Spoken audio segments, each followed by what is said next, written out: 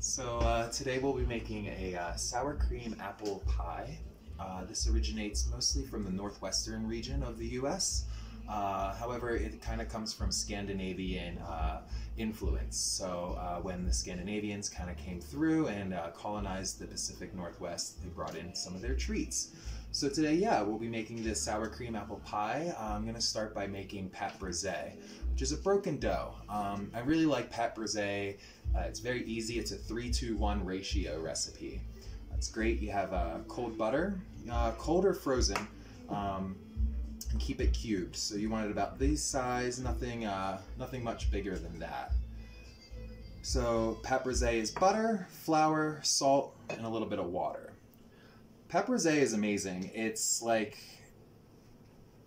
It's perfect for just the common folks, I like to think of. Broken dough, it's very easy, like Frankenstein dough. So we have, like I said, 1, 2, 4 ingredients, and literally you can, once you get it together and you're putting it in the pie pan or whatever your use is, if it falls apart, you can just put pieces back together and like glue it. And I love that. I love that about Pate Brisee.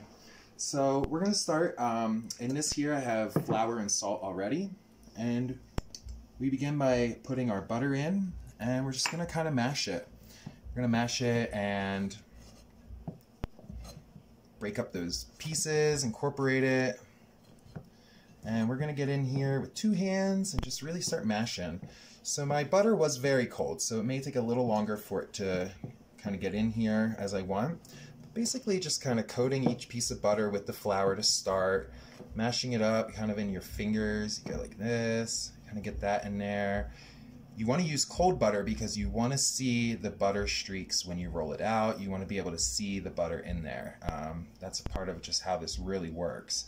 If we were to use melted butter, this would just get way too tough. It would burn a lot quicker in the oven, and you would lose the flakiness. So Pate Brisee is like your classic dough. When you have a quiche or any kind of pie that has really, and you're looking for flakiness, it's going to be Pate Brisee. So I got this in here, and another 30 seconds of mashing this in.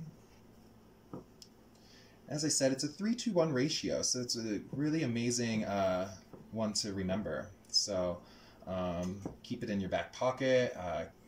Rainy day, whenever your friends are coming over and you want to make a quiche or whatever you want to do. So I have that broken up pretty good in there, and I'm going to add about 2 ounces of water, 1.5 ounces of water for this amount. And we'll start in stages. I never want to pour too much at once because then it could get too liquidy. Before starting, I added an ice cube to this. Again, we want to ensure it's really cold ingredients in here so as not to melt the butter or prevent too much gluten development.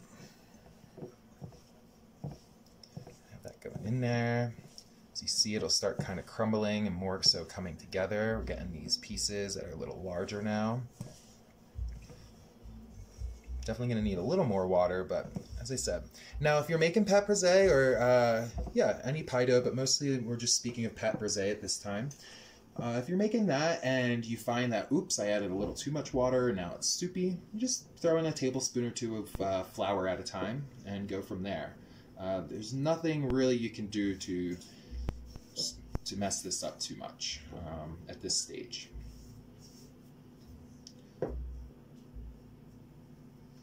So I'm going to add a little more water here, and as you see, it's starting to really come together. I probably need just a 1/2 ounce more. Very cold water, very cold butter. I'm using all-purpose flour. Yep. This is just your classic flaky dough.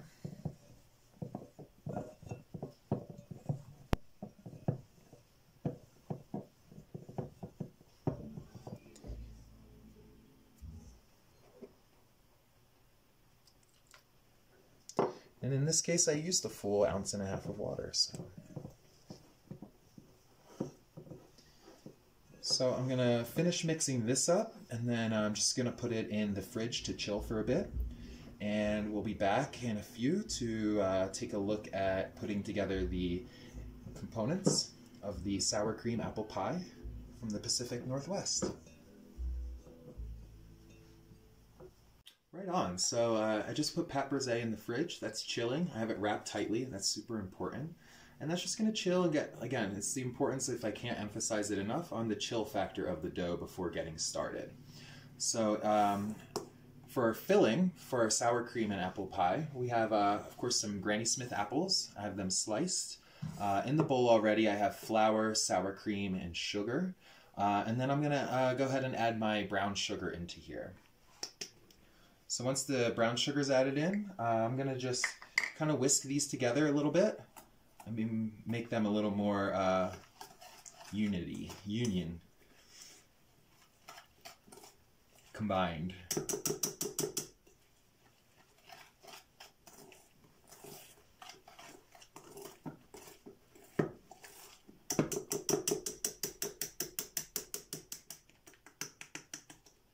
Yeah, and so once it's pretty good, and for the most part, I'd say like 70% mixed in here. Little chunks are okay of brown sugar and all that, that's okay. It's looking pretty smooth for me. So I'm going to go ahead and add my egg.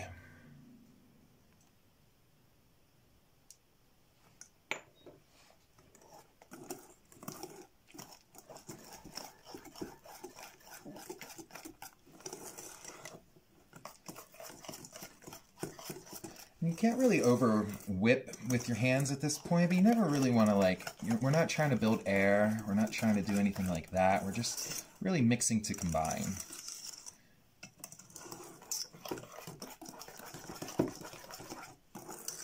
Wonderful.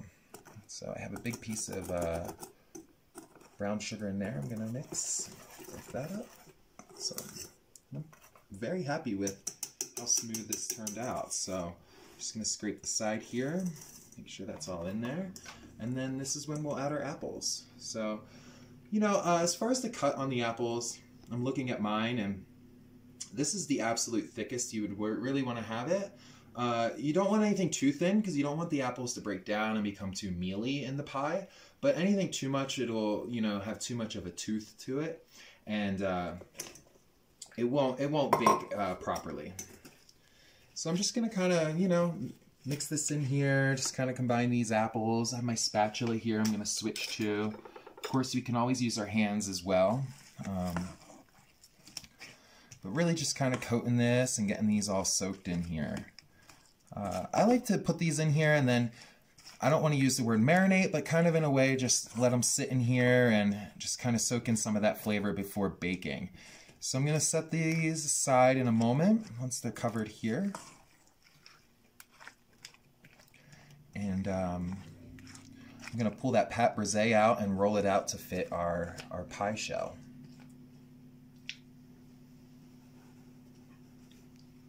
Just making sure I get all this.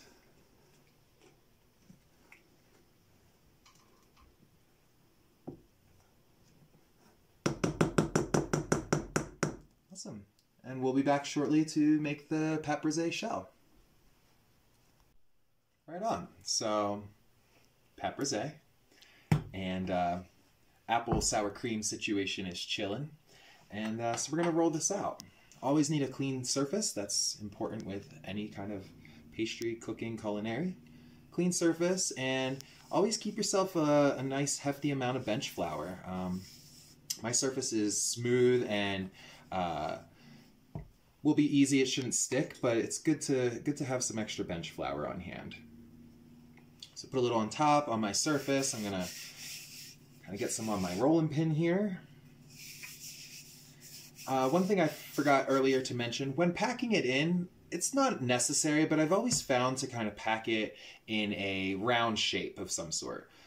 We're making a round pie, so it wouldn't make any sense to kind of store this and chill it and make it more firm in a square shape or any other. So I try and keep it in round as much as possible. It's not detrimental if you don't. It just helps the process a little bit. Do a couple rolls, go ahead and rotate. If you find that it sticks to your rolling pin, more flour.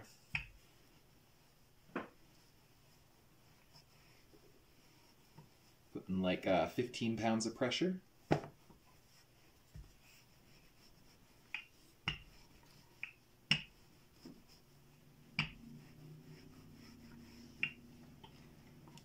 Now mine's not doing it too much, but if you ever find that, you know, you roll out and then it immediately comes back to you, that means that it needs to rest. So never really fight our dough. It's here to work with us. We're here to work with our dough. If you find you're fighting it too much, then best thing to do, wrap it up and chill it. Seems to be working fine for me. The reason why I'm rotating as much as I am is just to prevent it from sticking to our surface.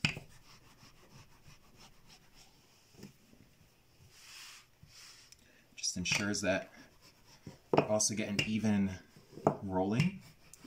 For our application, and for most applications, I won't say all because there's lots of exceptions in pastry. Say the rule of thumb is you want between 1/8 and 1/4 inch of crust.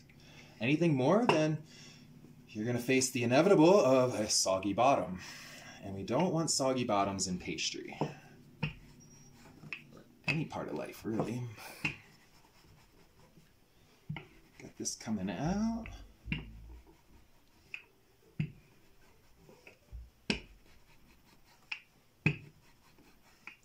So the thing I'll do to test and to kind of see where I am for size is this is going to be our vessel, our pie vessel.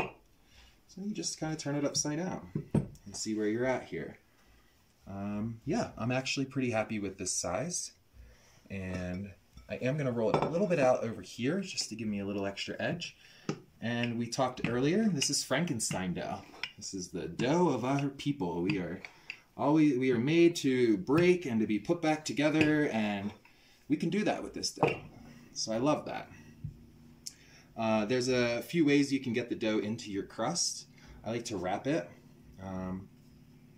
over the rolling pin, and then I'm going to bring this into frame, and then you just easily roll it over. If you have a little excess flour, you can get a pastry brush or just kind of brush that off. And then now you just get her in there and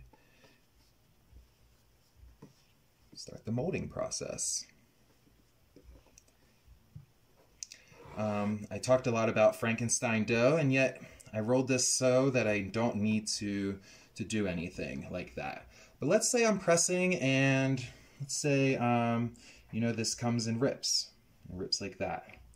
So all you would really need to do is just break off a piece of extra, get it in there, and press it in.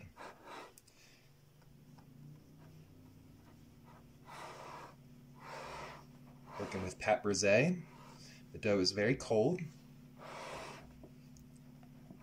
Just going around and pressing it in. And then, yeah, once it's in there, grab a knife, begin trimming around.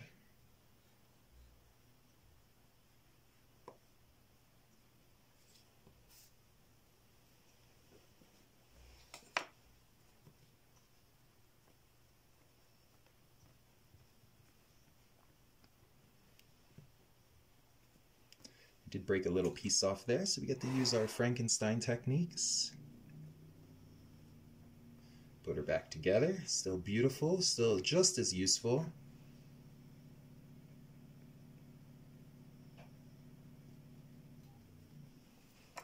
Dough for the common people.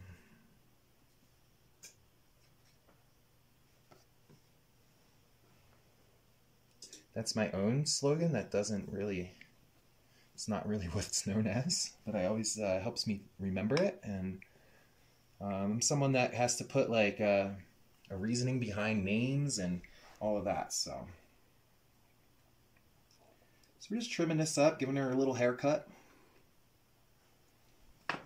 Go around and Give some pinched edges. This is a very rustic pie. You're going to see when it comes out. So we're not looking for anything like perfect crimps or anything like that. Got a little extra here still.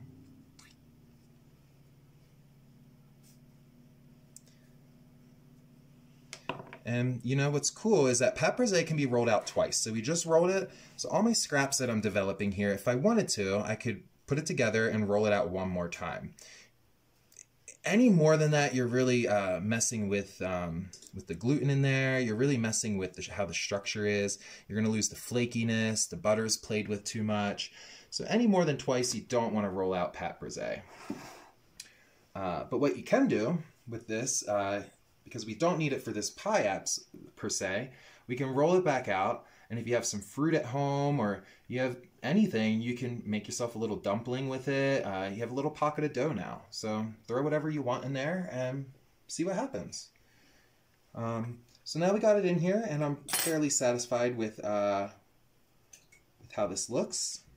Very satisfied.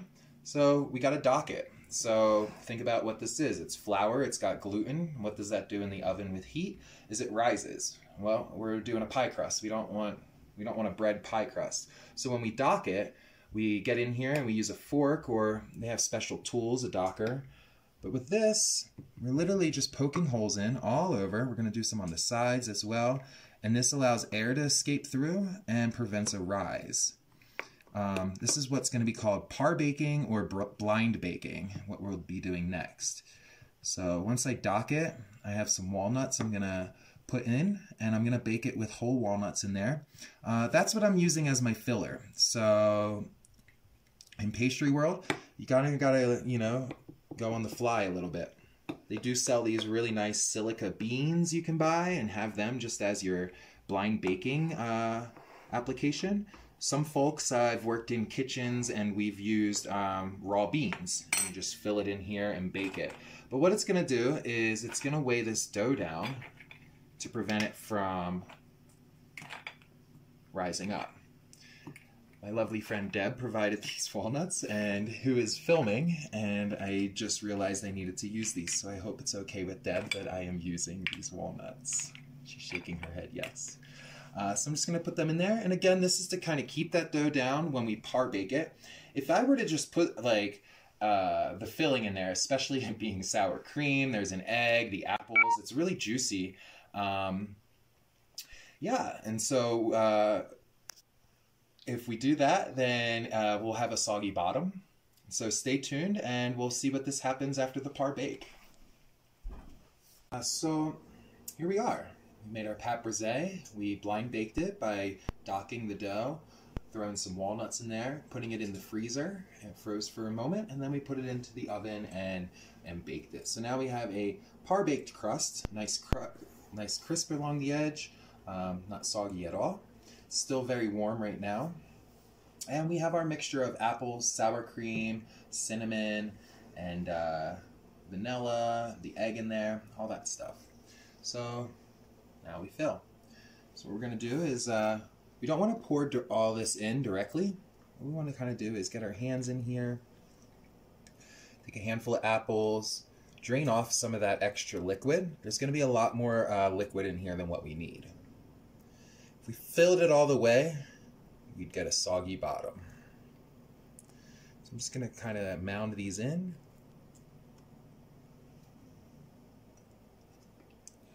More so in the middle here.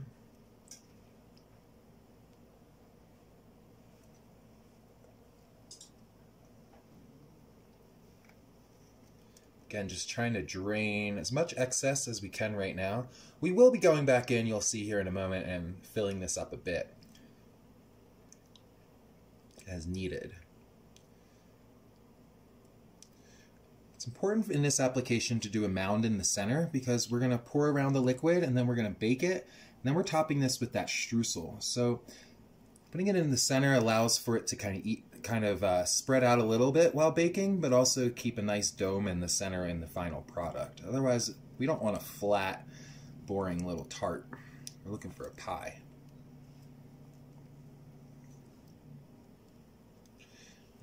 That's the last of the apples there. Nice dome in the middle. Now we're going to fill it until, well, we'll see.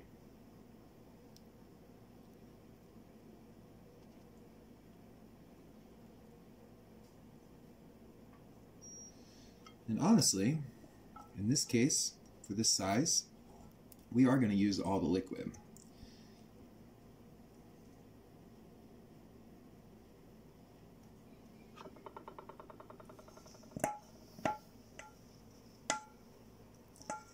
Spatula, just getting the last of this in here. Now,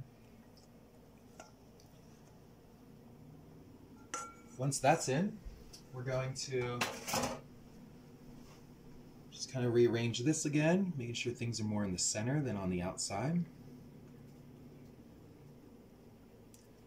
Have a nice, I would say, halfway up filled of apples and the sour cream liquid. So just for your reference, if you're making this and you had a lot more, you can just, you know, discard the remainder. You don't want to go too far up though. Otherwise it won't bake fully, we won't lose the liquid that we need to, and we won't get the reaction that happens with the sour cream if there's too much in there. So this is going to go in the oven as is. We're going to bake this for 25 minutes, and then we're going to pull it out and make the streusel, blend that up. I actually have that mixture right here. But when we come back, pull the pie out, we'll make the streusel topping, top it over, and then it gets baked another 15 minutes with that on there. So we'll be back in a few. All right, so our first part is baking now with the apple and sour cream in our crust. While it's baking, I'm just gonna get together our streusel here.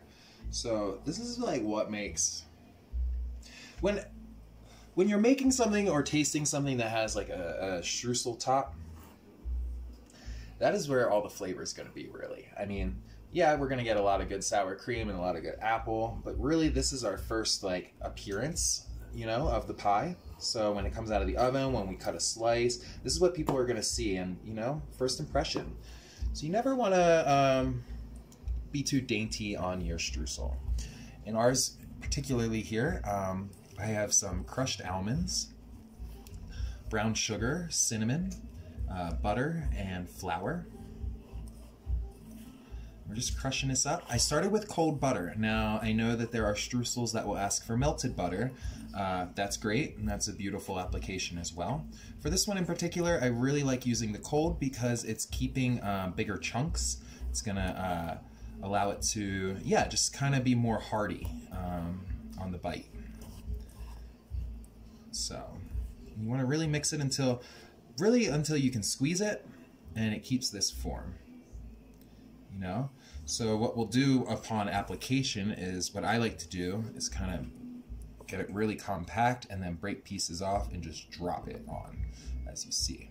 So that's what we'll be doing here in about 15 minutes when that pie comes out of the oven.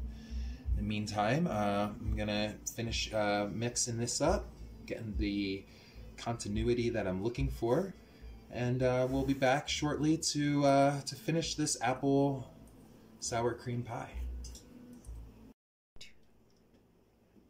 All right, so we have ourselves an apple sour cream pie, about 80% done, and I just pulled it out of its first bake of, we did about 32 minutes actually. If you look closely here, you'll see what happened. We have our sour cream, it really thickened up a bit.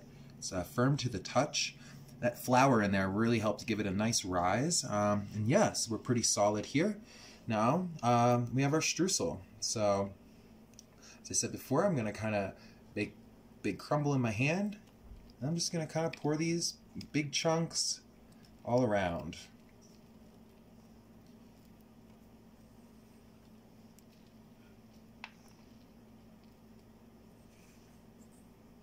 We have a nice golden brown already on our crust. That's what you're looking for. The streusel's only going to go in at this point. At this point, the pie could be eaten as is. The streusel is the added delicious bonus that we get for this recipe.